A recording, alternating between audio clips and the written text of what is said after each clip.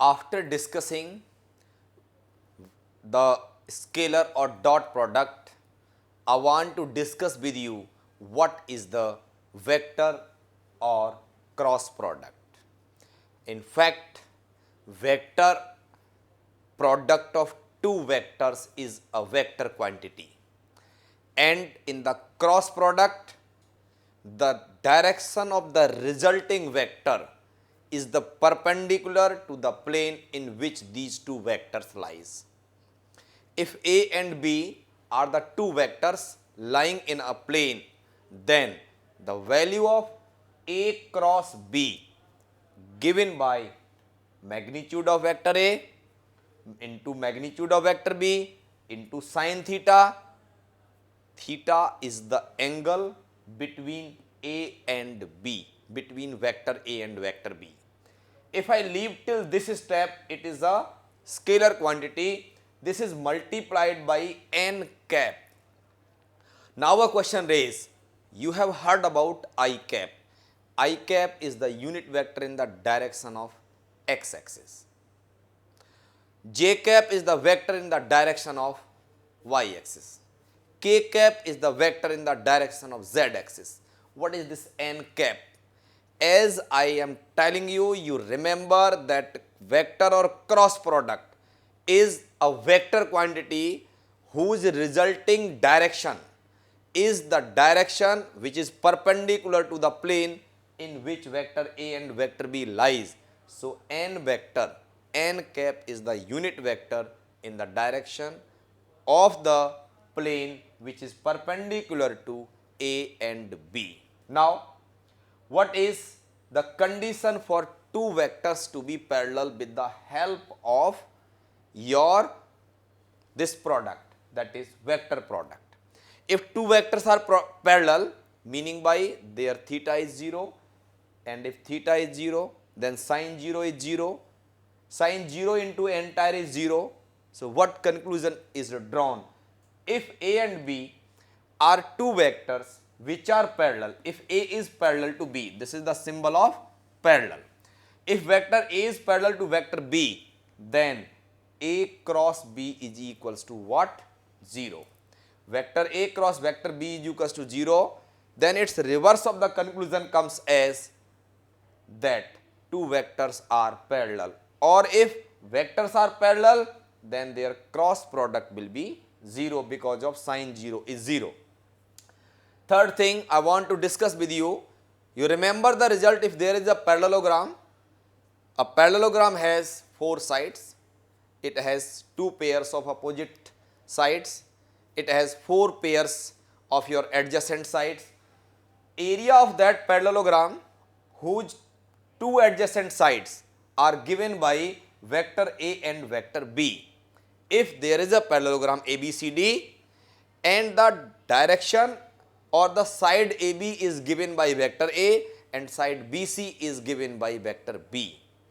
So area of that parallelogram which is having the adjacent sides given by the vectors A and vector B, then the area is equals to magnitude of A cross B, that is vector A cross vector B. So with the help of the cross product we can find the area of parallelogram. Area of the parallelogram, if one pair of adjacent sides has the vectors A and vector B, then it is given by magnitude of vector A cross vector B. Now area of the parallelogram, if diagonal having vectors A and vector B. Suppose in a parallelogram you are given that diagonal AC and BD, ABCD is a parallelogram, then AC and BD are its diagonals, then the area will be given by half of vector A cross vector B. Here A and B are representing the diagonals and here A and B are representing the sides. Also always remember vector A cross vector B is not equal to vector A cross B. A cross B and B cross A are equal in magnitude but opposite in the sign. So vector A cross vector B is equals to minus of B cross A. So these are the very important results which helps us in solving the problems related to the vector or cross product. Now few more important facts which we will use to solve the problems related to vector very frequently and to get the answer accurately and quickly. Unit vector perpendicular to vector A and vector B. As we know that if we separate a room or a cube or cuboid by drawing three perpendicular planes, one parallel to base, other parallel to height, another parallel to length. Then what we will get? We will get 8 octants.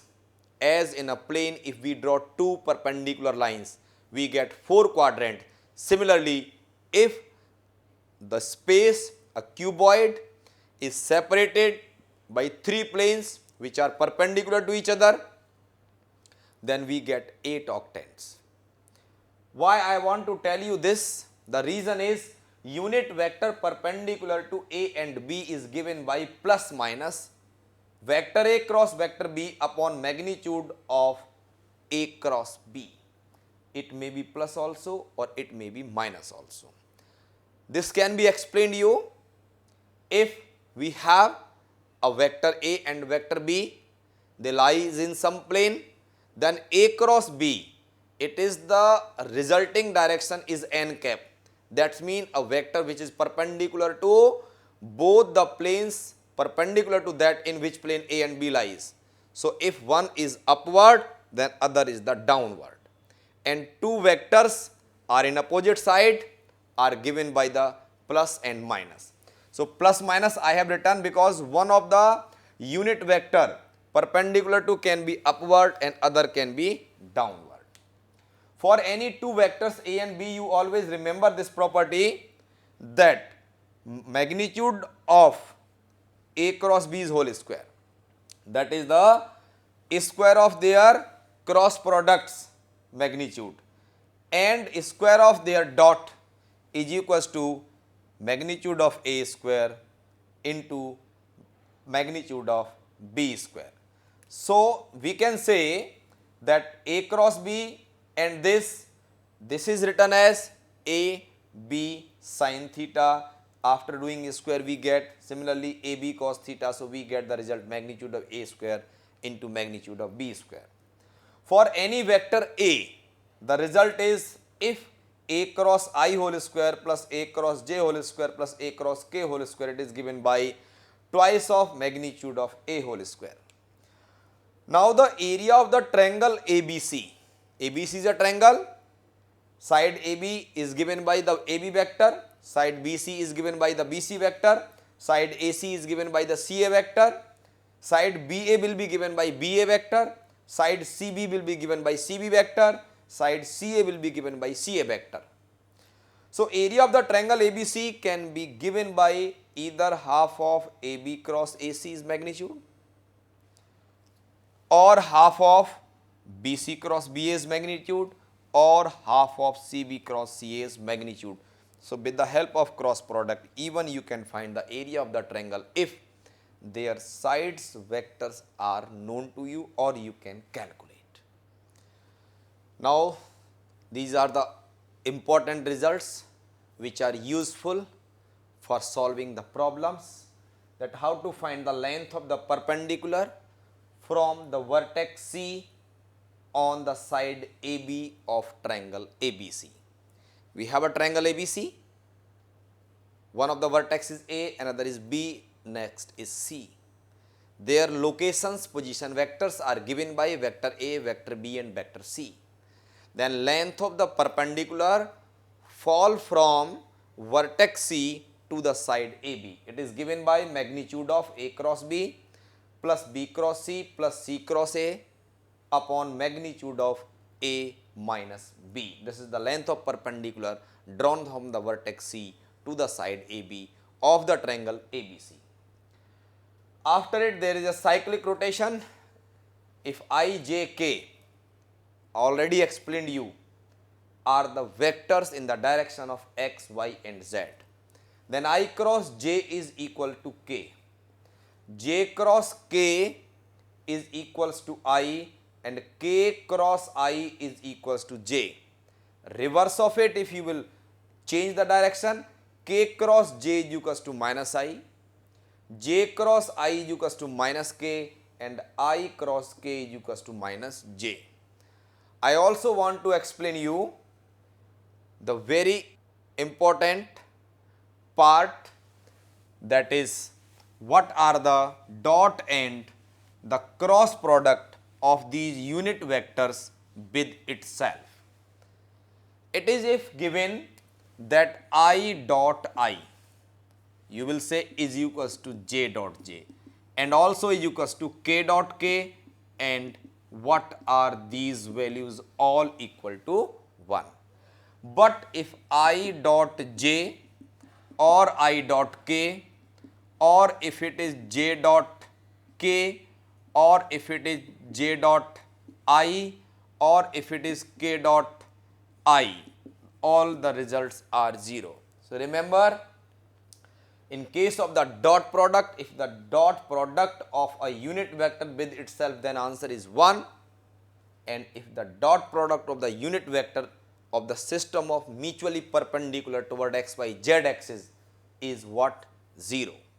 Similarly, I cross I is equals to J cross J is equals to K cross K.